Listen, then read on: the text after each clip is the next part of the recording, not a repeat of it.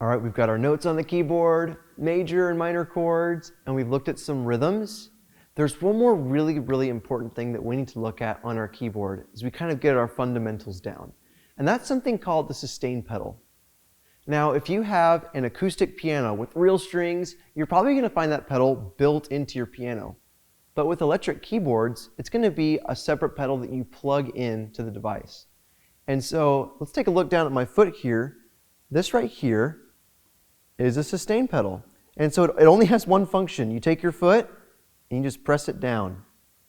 So anytime that you hold this pedal down, what it's going to do is it's going to keep the sound of your keys ringing out, almost like your fingers are still pressing them down. Let me show you what I mean. I'm going to play a G major chord here, and I'm just going to tap it really fast. I'm not holding the sustain pedal down. So I played the notes, and I took my fingers off, and it died out really fast. But now if I take my foot and I hold the sustain pedal down, I've got to keep it pressed down. When I play these notes really fast and lift my fingers up, it sounds like I'm still holding them down.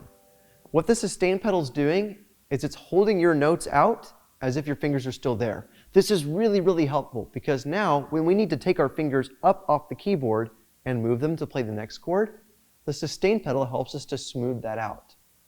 Let me show you what I mean by that. I'm going to go from a G chord to a C chord, but I'm going to hold my sustain pedal down. G, and now I'm switching over to C while keeping the pedal down, and I played my C. Okay, so you might have noticed something kind of important. This is the last thing we're going to talk about here. When we're holding our sustain pedal down, we need to be sure to really fast let it up and bring it back down when we switch our chord. And so as I'm holding my G chord, I'm holding my sustain pedal down, but then right after I've played my C chord, this is while my fingers are still pressing the keys down, I'm going to lift my pedal up and bring it back down.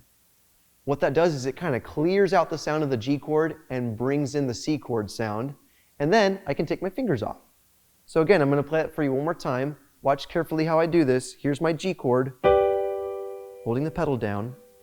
I'm going to play C, and now I can lift up and bring it back down, and now I can bring my fingers up. If I do this too early, or lift my fingers up too early, it'll sound like this.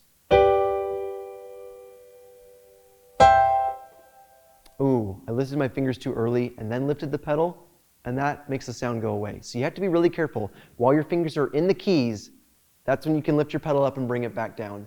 Then you can move your fingers. It's kind of a two-step process. So hopefully that makes sense. Sit down with your keyboard and give that a try.